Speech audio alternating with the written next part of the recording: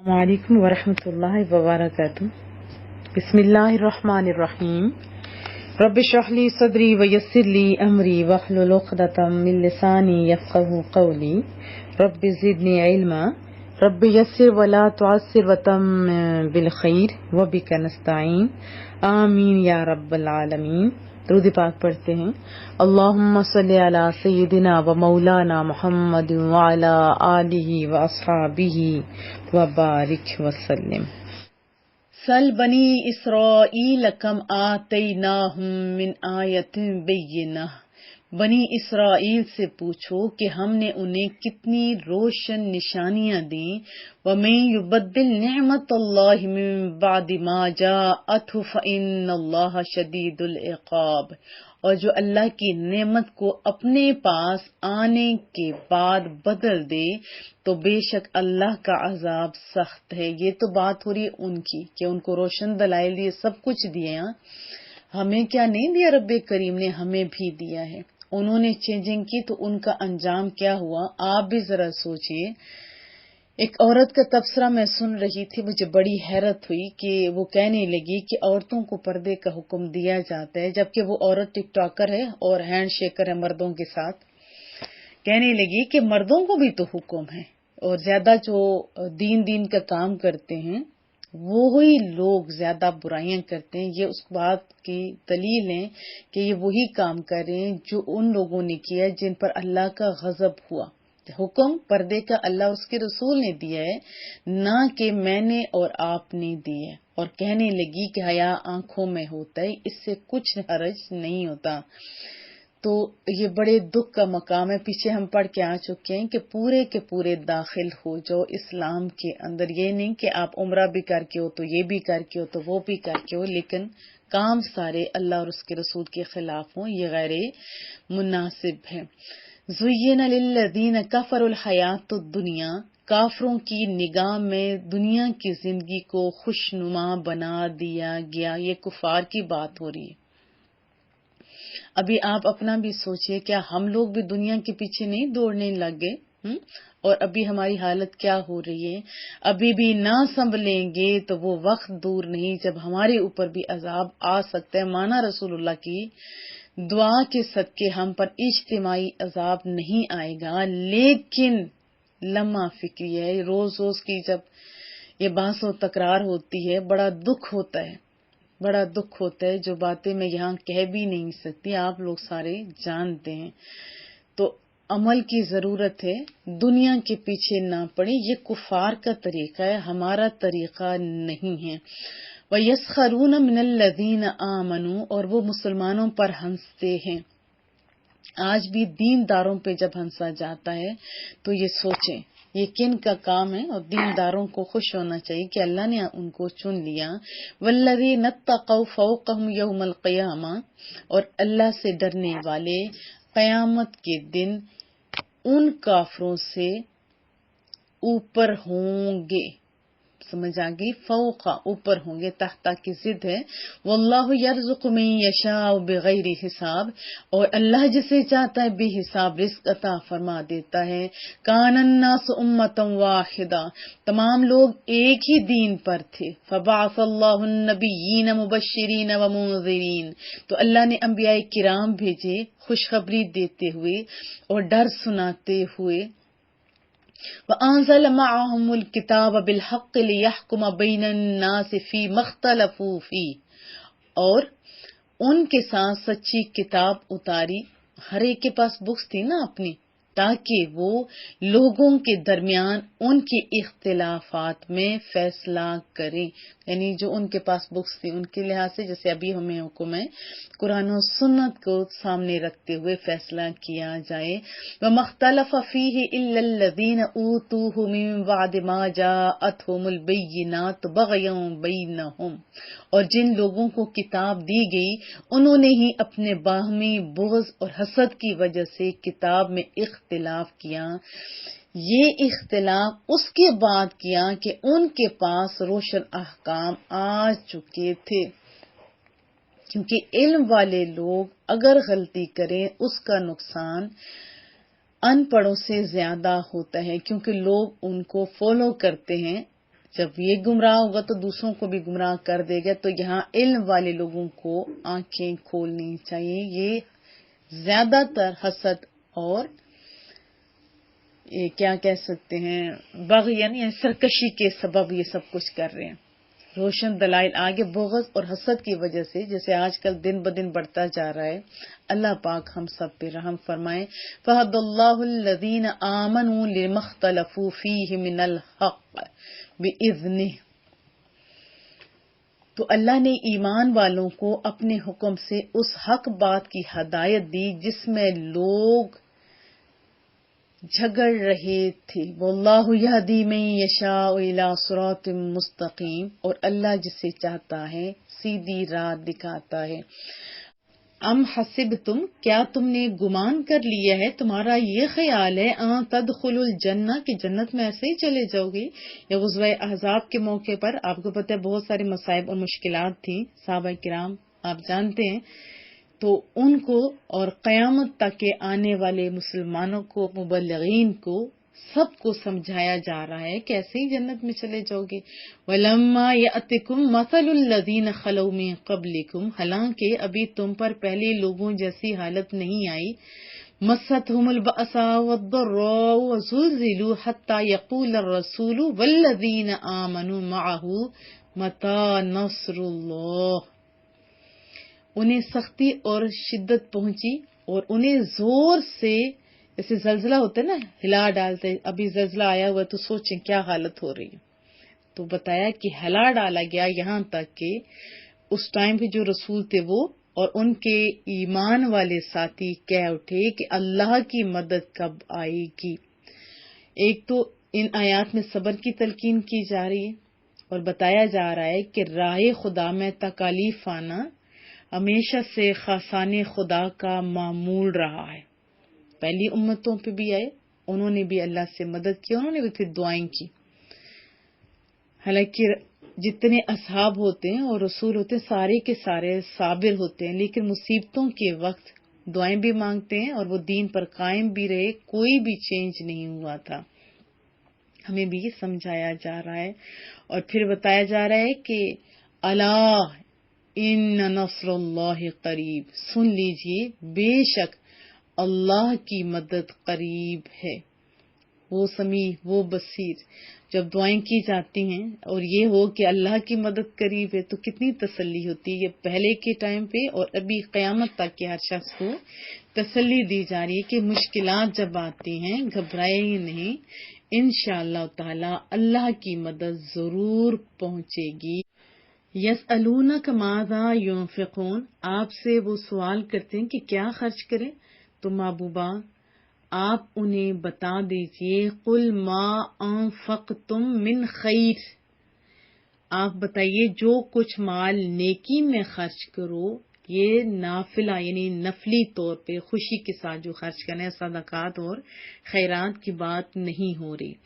فرمایا خرچ کرو اپنا مال فللوالدین اپنے پیرنٹس پہ والدین پر والاقربین اور قریبی رشتہ دار جیسے بیوی بچے بہن بھائی خالہ چاچو ایٹسٹرا. یہ ترتیب ہمیں احادیث سے پتہ چلتی ہے. والیتاما یتیموں پر والمساکین اور مساکین پر وابن السبیل. ابن کہتے ہیں بیٹے کو سبیل کہتے ہیں راستے کو راستے کے بیٹے یعنی مسافروں پر آپ خرچ کرو. صدقات خیرات کے علاوہ کی بات ہو رہی ہے. وما تفعلوا من خیر فإن اللہ بہ علیم اور تم جو بھلائی کرو بے شک رب کریم اسے جانتا ہے. پھر فرمایا کتب علیکم القتال وہو کرہ لکم. کراہت جیسے ہوتے ناپسند ایک پسندیدہ چیز اور یہ اپوزٹ. تم پر جہاد فرض کیا گیا ہے حالانکہ وہ تمہیں ناگوار ہے.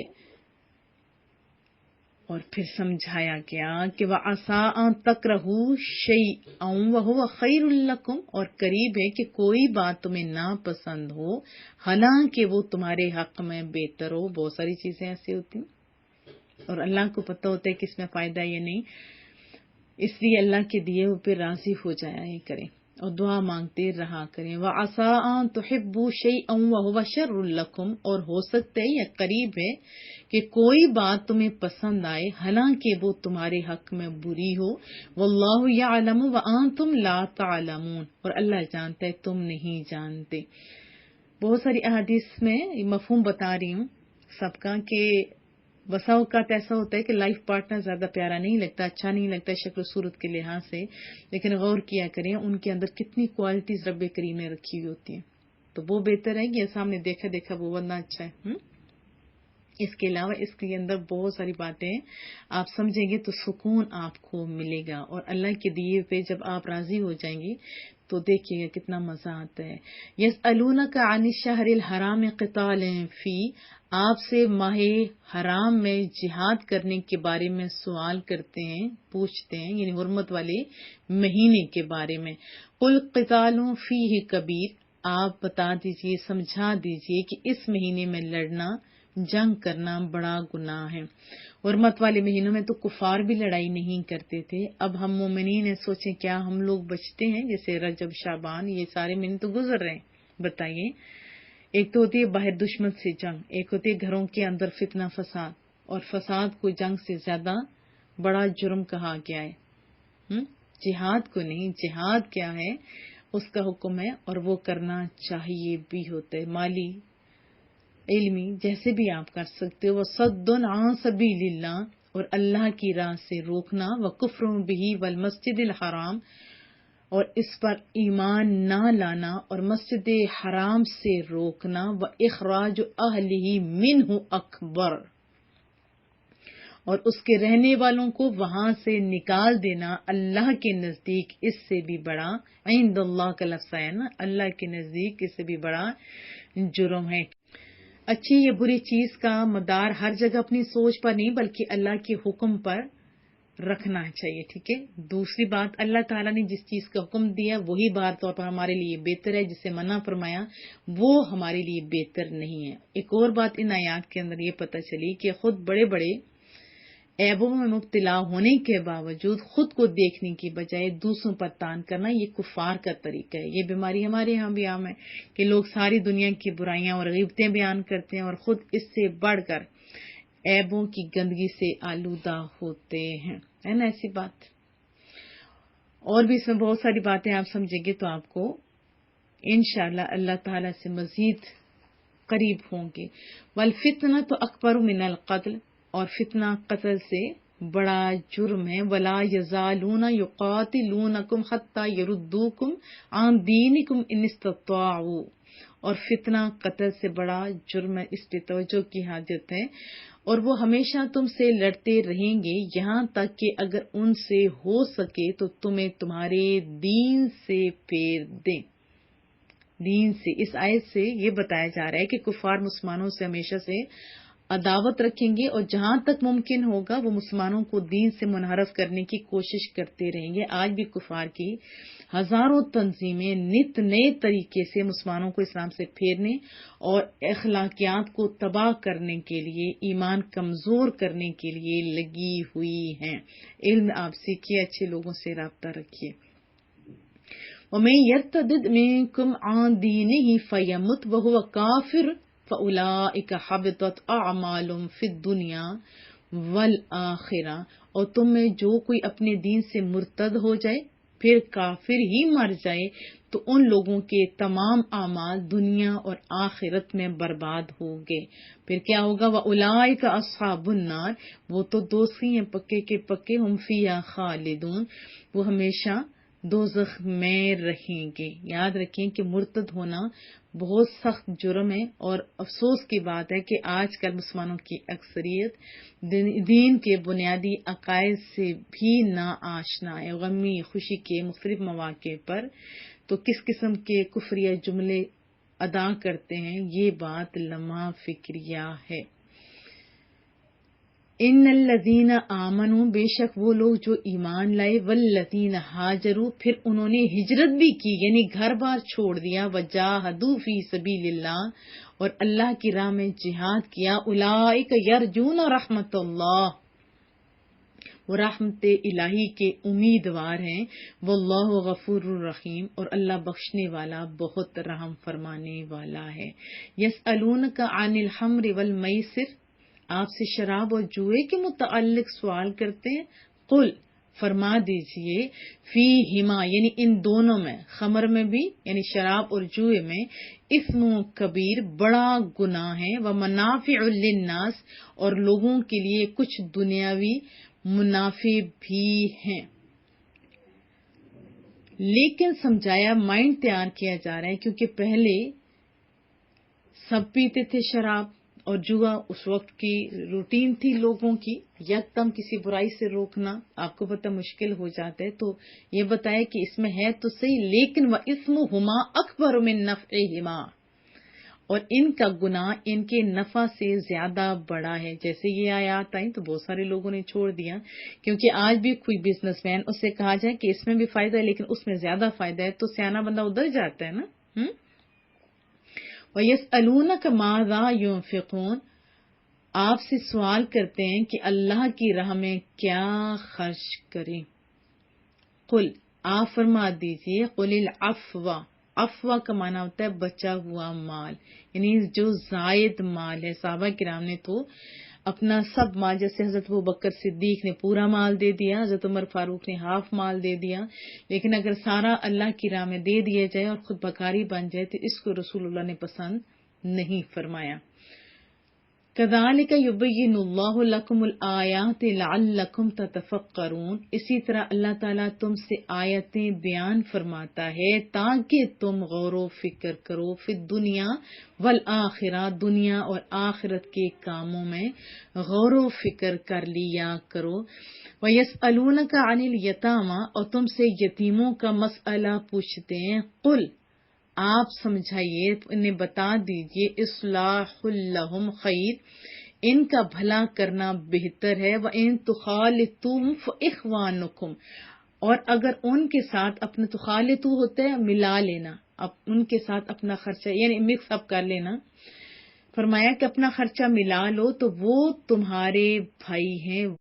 واللہ یعلم، اور اللہ بہتر جانتا ہے، زیادہ جانتا ہے، مفسدہ یعنی فساد کرنے والے کو بھی جانتا ہے کہ کیوں اس نے اکٹھا کیا، مال کھانے کی نیت تھی یا کیا، اور من المصلح، اور اصلاح کرنے والے کی بھی نیت سے خوب آشنا ہے کہ پیسے اکٹھے کر کے پھر جیسے بزنس کیا جائے اور زیادہ منافع ہو جائے، یہ چیز اچھی ہے. یہ یتیموں کی مالی اصلاح کے بارے میں ہے نا، لیکن اصلاح کے لفظ میں ساری مصلحتیں داخل ہیں. یتیموں کے اخلاق، اعمال، تربیت، تعلیم، سب کی اصلاح کرنی چاہیے. یوں سمجھے کہ یتیم ساری مسلم قوم کے لیے اولاد کی طرح ہے. اور بڑے جامع الفاظ میں سمجھایا گیا کہ زندگی کے ہزاروں شعبوں کے لاکھوں معاملات میں رہنمائی کے لیے کافی ہے کہ جہاں ایک ہی چیز میں اچھی اور بری دونوں نیتیں ممکن ہیں، وہاں دوسرے لوگ اگرچہ نیت کو نہ جانتے ہو لیکن رب کریم تو جانتا ہے نا کہ یہ کس لیے پیسے مکس اپ کر رہے ہیں. وَلَوْ شَاءَ اللَّهُ لَأَعْنَتَكُمْ، أَعْنَتَكُمْ کا معنی ہوتا ہے کہ ضرور مشقت میں ڈال دیتا تمہیں. وَلَوْ شَاءَ اللَّهُ لَأَعْنَتَكُمْ، اور اگر اللہ چاہتا تو تمہیں مشقت میں ڈال دیتا. إِنَّ اللَّهَ عَزِيزٌ حَكِيمٌ، بے شک اللہ تعالیٰ زبردست حکمت والا ہے. وَلَا تَنكِحُوا الْمُشْرِكَاتِ حَتَّى يُؤْمِنْ، اور مشرکہ عورتوں سے نکاح نہ کرو جب تک کہ مسلمان نہ ہو جائیں. وَلَأَمَةٌ مُؤْمِنَةٌ خَيْرٌ مِّن مُشْرِكَةٍ، پھر سمجھایا کہ بے شک مسلمان جو مومنہ ہے، ایمان والی جو باندھی ہے، مشرکہ عورت سے اچھی ہے. وَلَوْ أَعْجَبَتْكُمْ، أَعْجَبَتْ مانا ہوتا ہے وہ پسند ہو، تمہیں بھلی لگے اگرچہ وہ تمہیں پسند ہو. وَلَا تُنكِحُوا الْمُشْرِكِينَ، اور مسلمان عورتوں کو مشرکوں کے نکاح میں نہ دو. حَتَّى يُؤْمِنُوا، جب تک کہ وہ ایمان نہ لے آئیں. ایمان لے آئیں تو کوئی حرج نہیں ہے. وَلَعَبْدٌ مُؤْمِنٌ خَيْرٌ مِّن مُشْرِكٍ وَلَوْ أَعْجَبَكُمْ، اور بے شک مسلمان غلام مشرک سے اچھا ہے اگرچہ وہ تمہیں یعنی اگرچہ وہ جو مشرک ہے تمہیں پسند ہو. اولئک یدعون الی النار، وہ اصل بات بتائی کہ وہ تمہیں دوزخ کی طرف بلاتے ہیں. واللہ یدعو الی الجنہ، اور رب کریم تمہیں کدھر بلاتا ہے؟ اپنے حکم سے جنت، والمغفرہ اور مغفرت کی طرف بلاتا ہے، بِإِذْنِهِ اپنے حکم سے، اللہ جنت کی طرف اور مغفرت کی طرف، اور جبکہ وہ لوگ جہنم کی طرف بلا رہے ہیں۔ اب فیصلہ کون کرتا ہے؟ سیاح جنت میں جانے والا سیاح ہے نا۔ وَيُبَيِّنُ آيَاتِهِ لِلنَّاسِ لَعَلَّهُمْ يَتَذَكَّرُونَ، اور اپنی آیتیں لوگوں کے لیے بیان کرتا ہے تاکہ وہ نصیحت حاصل کریں۔ آج کے دور کا پتہ تھا نا رب کریم کو، کہ یہ جو مشرکین مرد اور عورتیں ان کے ساتھ کام کر رہے ہوتے ہیں، پھر عشق انا ہوتا ہے، اس میں اگر پڑ جاؤ تو یاد رکھو کہ عشق کو نہیں، اللہ کے حکم کو دیکھو۔ وَيَسْأَلُونَكَ عَنِ الْمَحِيضِ، اور تم سے حیض کے بارے میں پوچھتے ہیں، قل بتا دیجئے انہیں، ہوا اذی، وہ گندگی ہے، اذیت ہے، ناپاکی ہے، فَاعْتَزِلُوا النِّسَاءَ فِي الْمَحِيضِ، فَاعْتَزِلُوا ہوتے جدا رہنا، الگ رہنا، تو حیض کے دنوں میں عورتوں سے الگ رہو۔ ایسے نہیں جیسے دوسرے غیر مسلم عورتوں کے ساتھ سلوک کرتے ہیں کہ ان کے ہاتھ کا پکا پکایا بھی نہیں کھاتے، ایسے نہیں ہے، حدود اسلام نے بتا دی۔ وَلَا تَقْرَبُوهُنَّ حَتَّى يَطْهُرْنَ، اور ان کے قریب نہ جو، یعنی کس کے لیے؟ ہم بستری کے لیے، جب تک کہ وہ پاک نہ ہو جائیں۔ فَإِذَا تَطَهَّرْنَ فَأْتُوهُنَّ مِنْ حَيْثُ أَمَرَكُمُ اللَّهُ، پھر جب خوب پاک ہو جائیں تو ان کے پاس وہاں سے جاؤ جہاں سے تمہیں اللہ نے حکم دیا ہے، جائز طریقے سے اپنی بیوی کی طرف۔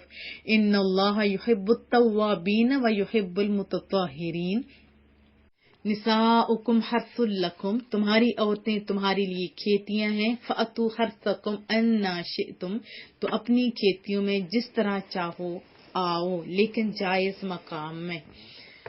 کھیت اور کسان کا کیا خوبصورت تعلق ہے، وہاں سیر کرنے بندے نہیں جاتا بلکہ کس کے لیے جاتے ہیں، آپ کو سمجھ آ گئی ہوگی۔ وَقَدِّمُوا لِأَنفُسِكُمْ، اور اپنے فائدے کا کام پہلے کر لو۔ وَاتَّقُوا اللَّهَ، اور رب کریم سے ڈرتے رہیے۔ وَاعْلَمُوا أَنَّكُمْ مُلَاقُوهُ، اور جان رکھیے کہ تم سب کو رب کریم سے ملنا ہے، ملنے والے ہو۔ وَبَشِّرِ الْمُؤْمِنِينَ، اور خوشخبری کن کے لیے؟ ایمان والوں کے لیے، جنہوں نے ڈر ڈر کے زندگی بسر کی، رب سے ملاقات ہوگی۔ وَلَا تَجْعَلُوا اللَّهَ عُرْضَةً لِأَيْمَانِكُمْ أَن تَبَرُّوا وَتَتَّقُوا وَتُصْلِحُوا بَيْنَ النَّاسِ، یہاں اہم مسئلے کی طرف توجہ دلائی جا رہی ہے، یعنی اپنی قسموں کی وجہ سے اللہ کے نام کو احسان کرنے اور پرہیزگاری اختیار کرنے اور لوگوں میں صلح کرانے میں آڑ نہ بنا لو۔ یعنی اگر کوئی شخص نیکی سے باز رہنے کی قسم کھا لے تو اس کو کیا چاہیے کہ قسم کو پورا نہ کرے بلکہ نیک کام کرے اور قسم کا کفارہ ادا کر دے۔ واللہ سمیع علیم، اور اللہ تعالیٰ سننے والا جاننے والا ہے۔ لا یؤاخذکم اللہ باللغو فی ایمانکم، اور اللہ ان قسموں میں تمہاری گرفت نہیں فرمائے گا جو بے ارادہ زبان سے نکل جائے۔ بہت سارے لوگ ہر بات کہتے ہیں قسمیں قسمیں قسمیں، پھر انہیں نہیں پتہ ہوتا یہ بات صحیح ہے یہ غلط، بس قسمیں قسمیں قسمیں، وہ باللغو بے معنی قسمیں ہوتی ہیں، ان کو تو کوئی گرفت نہیں ہوگی، لیکن ہے یہ غیر مناسب بات، ایسا نہیں کرنا چاہیے۔ وَلَٰكِن يُؤَاخِذُكُم بِمَا كَسَبَتْ قُلُوبُكُمْ، ہاں اس پر گرفت فرمائے گا رب کریم جن کا تمہارے دلوں نے قصد کیا ہو، ارادہ کیا ہو، ارادتن۔ ایک ہے وہ جھوٹی موٹی ایسی جو قسمیں کھاتے ہیں، ہے بہت معیوب عمل، ٹھیک ہے، لیکن جو ارادتاً کی ہوں گی اس کے بارے میں پوچھ گچھ ہوگی۔ آگے ایک اور اہم مسئلے کی طرف توجہ دلائی جا رہی ہے۔ للذین یؤلون من نسائہم تربص 4 اشہر، اور جو اپنے بیویوں کے پاس نہ جانے کی قسم کھا بیٹھیں تو ان کے لیے 4 اشہر ہے، یعنی 4 مہینے کی مہلت ہے۔ یہ قسم کھانا کہ میں اپنی بیوی سے 4 مہینے تک یا کبھی صحبت نہیں کروں گا، اسے کہتے ہیں ایلا، اور اس کا حکم یہ ہے کہ اگر قسم توڑ دے اور 4 ماہ کے اندر بیوی سے رابطہ کر لے تو اس پر قسم کا کفارہ واجب ہے، ورنہ 4 ماہ کے بعد عورت کو طلاق کے بائنا پڑ جاتی ہے۔ فَإِن فَاءُوا فَإِنَّ اللَّهَ غَفُورٌ رَحِيمٌ، تو اللہ تعالیٰ اگر وہ اس طرح رجوع کر لیتا ہے اگر اس مدت میں وہ رجوع کر لیتا ہے تو اللہ تعالیٰ بخشنے والا مہربان ہے. فاؤ کا معنی ہوتا ہے رجوع کرنا، لوٹ آنا، دوبارہ تعلقات بحال کر لینا. اگر دور ہو تو میسج پہ بھی میسج کر کے یعنی رابطہ کر لے تو یہ بات یعنی رشتہ تعلق قائم رہے گا. وَإِنْ عَزَمُوا الطَّلَاقَ، اور اگر پختہ ارادہ کر لے طلاق کا، فَإِنَّ اللَّهَ سَمِيعٌ عَلِيمٌ، تو اللہ سننے والا جاننے والا ہے. وَالْمُطَلَّقَاتُ يَتَرَبَّصْنَ بِأَنفُسِهِنَّ ثَلَاثَةَ قُرُوءٍ، قروء کہتے ہیں 3 حیض، قروء کہتے ہیں حیض کو. اور طلاق والی عورتیں اپنی جانوں کو 3 حیض تک روکے رکھیں. وَلَا يَحِلُّ لَهُنَّ أَن يَكْتُمْنَ مَا خَلَقَ اللَّهُ فِي أَرْحَامِهِنَّ إِن كُنَّ يُؤْمِنَّ بِاللَّهِ وَالْيَوْمِ الْآخِرِ، اور انہیں حلال نہیں یعنی جائز نہیں کہ اس کو چھپائیں جو اللہ نے ان کے پیٹ میں ان کے رحموں میں رکھا یا پیدا کیا، اگر اللہ اور قیامت پر ایمان رکھتی ہیں. وَبُعُولَتُهُنَّ أَحَقُّ بِرَدِّهِنَّ فِي ذَلِكَ إِنْ أَرَادُوا إِصْلَاحًا، اور ان کے شوہر اس مدت کے اندر انہیں پھیر لینے کا، واپس لے لینے کا، تعلق قائم کر لینے کا حق رکھتے ہیں اگر وہ اصلاح کا ارادہ رکھتے ہوں. اب طلاق رجعی میں رجوع کے لیے عورت کی مرضی ضروری نہیں ہوتی، صرف مرد کا رجوع کافی ہوتا ہے. ہاں، ظلم کرنے، عورت سے اپنے انتقام کی آگ بجھانے کے لیے رجوع کرنا یہ مناسب نہیں بلکہ برا ہے. اور ہمارے ہاں چونکہ اللہ اور اس کے رسول کے جو تعلیمات ہیں اس سے آشنائی نہ ہونے کے سبب ہم لوگ ظلم کی انتہا پہ پہنچ چکے ہیں، یہ غیر مناسب ہے. اور اس کے اندر بہت سارے مسائل ہیں، لیکن یاد رکھیے کسی کو تنگ کرنے کے لیے اگر آپ ایسا کریں گے تو یہ چیز درست نہیں. ہاں، آباد ہونے کے لیے آپ کو ایسا کرنا چاہیے. وَلَهُنَّ مِثْلُ الَّذِي عَلَيْهِنَّ بِالْمَعْرُوفِ، اور عورتوں کے لیے بھی مردوں پر شریعت کے مطابق ایسے ہی ہے کہ جیسے ان کا عورتوں پر، دونوں کا ایک دوسرے کے اوپر حق ہوتا ہے. وَلِلرِّجَالِ عَلَيْهِنَّ دَرَجَةٌ، اور مردوں کو ان پر فضیلت حاصل ہے، اور جن کو فضیلت ہے ان کو فضیلت جیسے ہی کام کرنے چاہیے. واللہ عزیز حکیم، اور اللہ غالب اور حکمت والا ہے. الطلاق مرتان، طلاق 2 بار تک ہے. یہ یاد رکھیں 2 بار تک طلاق ہے. تیسری دفعہ اگر طلاق ہوگی وہ تو طلاق ختم ہو گیا نا. ٹوٹل 3 طلاقیں ہوتی ہیں، 2 کے بعد یعنی ایک کا حق کبھی رہتا ہوتا ہے. فَإِمْسَاكُم بِمَعْرُوف، پھر بھلائی کے ساتھ یا روک لینا، یعنی 2 طلاقوں کے بعد اگر رابطہ رکھنا چاہے تو یا بھلائی سے روک لے، اور تسریح بِإِحسان، یا اچھے طریقے سے چھوڑ دینا ہے. یہ بہتان لگا کے، ذلیل کر کے، لوگوں کی نگاہوں سے گرا کے نہیں، اسلام اس کی اجازت نہیں دیتا.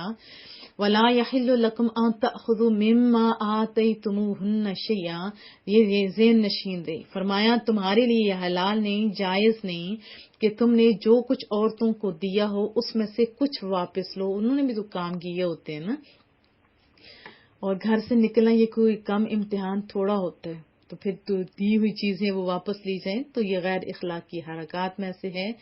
ہاں، نہ عورتوں کو لالچ ہونا چاہیے نہ مردوں کو. الا ان یخافا الا یقیما حدود اللہ، مگر اس صورت میں کہ دونوں کو اندیشہ ہو کہ وہ اللہ کی حدیں قائم نہ رکھ سکیں گے. فَإِنْ خِفْتُمْ أَلَّا يُقِيمَا حُدُودَ اللَّهِ، اگر تمہیں خوف ہو کہ میاں بیوی اللہ کی حدوں کو قائم نہ رکھ سکیں گے، فَلَا جُنَاحَ عَلَيْهِمَا فِي مَفْتَدَتْ بِهِ، تو ان پر اس مالی معاوضے میں کچھ گناہ نہیں جو عورت بدلے میں دے کر چھٹکارا حاصل کر لے. یا اچھے طریقے سے رکھ لینا یا چھوڑ دینا، ایک تو یہ سمجھایا گیا. اور اگر اپوزٹ سے چل رہے ہیں تو پھر آپ کو پتہ ہے کہ ہمارے معاشرے کو تباہ ہونے سے کون روکے گا؟ اسلام کی حدود اور قیود ہے.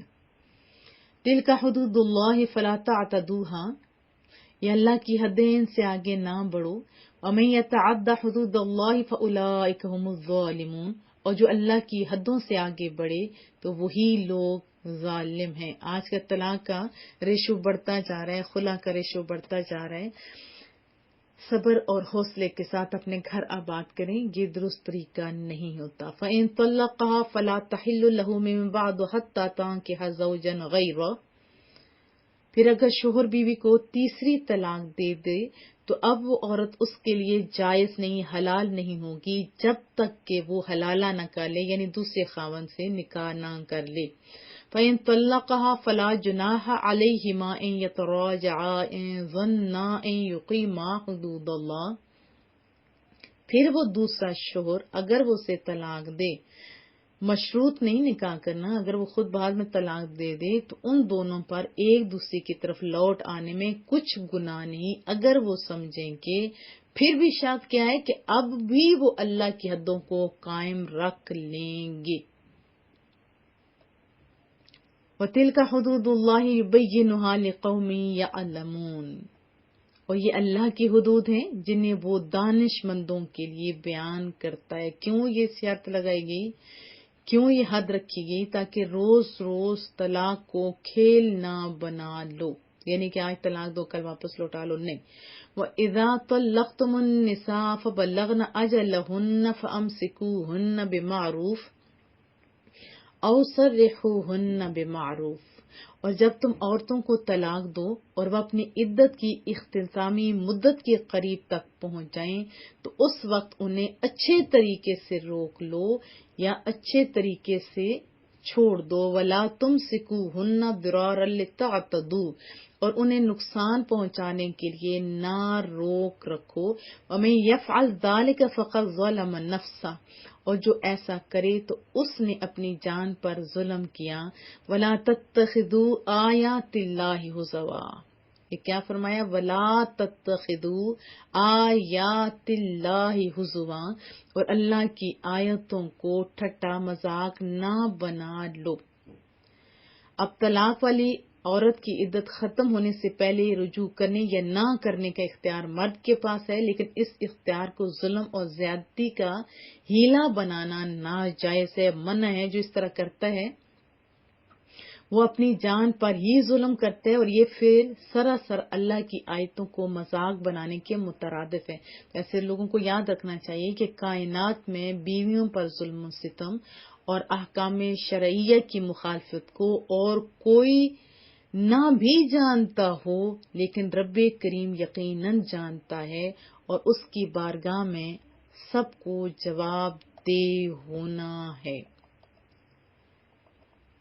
وَاذْكُرُوا نِعْمَتَ اللَّهِ عَلَيْكُمْ وَمَا أَنزَلَ عَلَيْكُمْ مِنَ الْكِتَابِ وَالْحِكْمَةِ يَعِظُكُمْ بِهِ، اور اپنے اوپر اللہ کا احسان یاد کرو اور اس نے تم پر جو کتاب اور حکمت اتاری ہے اسے یاد کرو، اس کے ذریعے وہ تمہیں کیا کرتے ہیں؟ نصیحت فرماتا ہے۔ وَاتَّقُوا اللَّهَ، اور اللہ سے ڈرتے رہیے۔ وَاعْلَمُوا أَنَّ اللَّهَ بِكُلِّ شَيْءٍ عَلِيمٌ، اور جان رکھو کہ اللہ تعالی سب کچھ جاننے والا ہے۔